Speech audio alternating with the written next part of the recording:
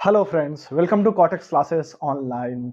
आज से हम पढ़ने वाले हैं क्लास 12 का एक नया चैप्टर, ह्यूमन रिप्रोडक्शन। ये थर्ड चैप्टर है क्लास 12 एनसीईआरटी का। इसको समझेंगे बहुत डिटेल में। सबसे पहले समझते हैं ह्यूमन रिप्रोडक्शन होता क्या है।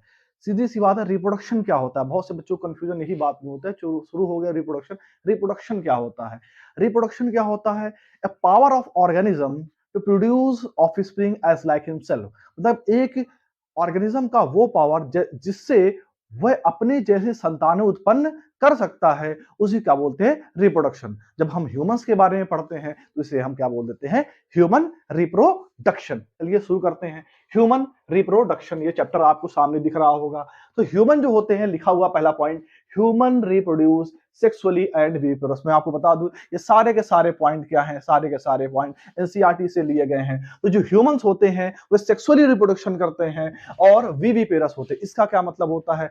ऐसे ऑर्गेनिज्म, आपने पढ़ा होगा रिप्रोडक्शन दो तरह का होता है, एक होता है एसेक्सुअल रिप्रोडक्शन और एक होता है सेक्सुअल रिप्रोडक्शन। तो ऐसा रिप्रोडक्शन जिसमें गैमीट पार्टिसिपेट नहीं करते हैं उन्हें एसेक्सुअल रिप्रोडक्शन कहते हैं। और ऐसा रिप्रोडक्शन जिसमें गैमीट्स पार्टिसिपेट करते हैं, मेल और फीमेल गैमीट बनते हैं, इस तरह के रिप्रोडक्शन को हम क्या कहते हैं? Sexual reproduction. तो ह्यूमंस में जो रिप्रोडक्शन होता है वो कैसा होता है? सेक्सुअल रिप्रोडक्शन होता है। और जो सेक्सुअल रिप्रोडक्शन, अब एक पॉइंट लिखा हुआ विविपेरस। विविपेरस का मतलब क्या होता है? एक होता है ओविपेरस और एक होता है विविपेरस। ऐसे ऑर्गेनिज्म जो अंडे अंडे देते हैं उन्हें बोलते हैं ओविपेरस। और ऐसे ऑर्गेनिज्म जिनके बच्चे पैदा होते हैं, सीधी सी बात है, उनको क्या बोलते हैं? विविपेरस। अब एक पॉइंट आया, प्यूबर्टी। प्यूबर्टी क्या होता है? यहां तक आपको समझ में आ गया होगा। प्यूबर्टी क्या होता है?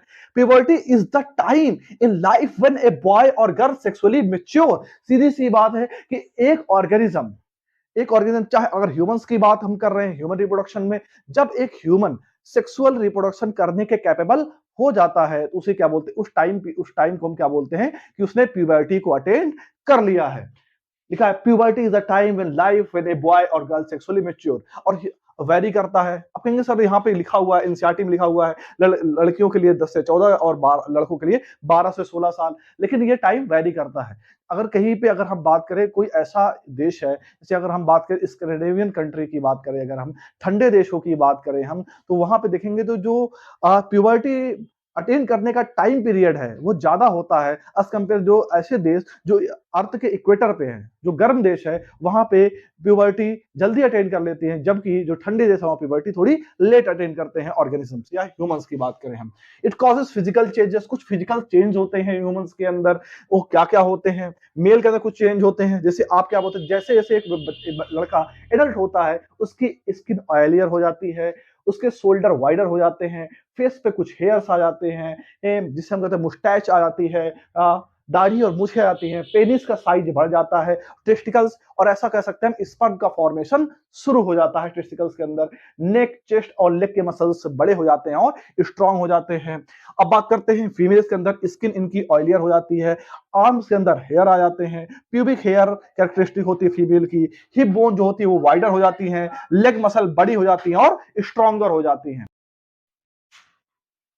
अब बात करते हैं अगले टॉपिक पर। अगला टॉपिक है रिप्रोडक्टिव इवेंट इन ह्यूमन। तो कौन कौन सी इवेंट होते हैं प्यूबर्टी के बाद, अटेन करने के बाद कौन कौन से इवेंट होते हैं? सबसे पहला जो इवेंट होता है गैमेटोजेनेसिस।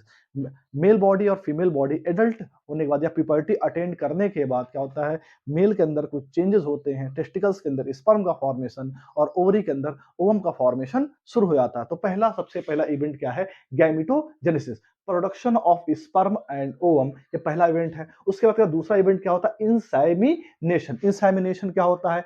इंसेमिनेशन में क्या होता है? Transfer of sperm into female genital tract. Female genital tract में स्पर्म को छोड़ देना कहलाता है क्या? इंसेमिनेशन।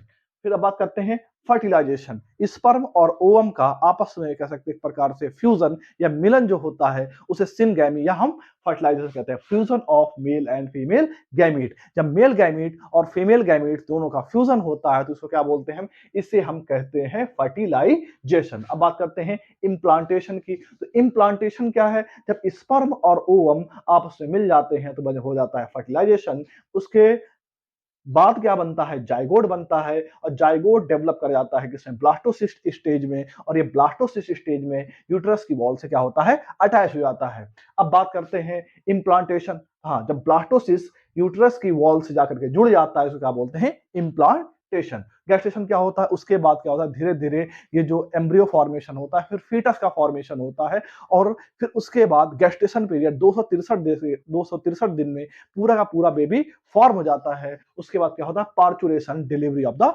बेबी।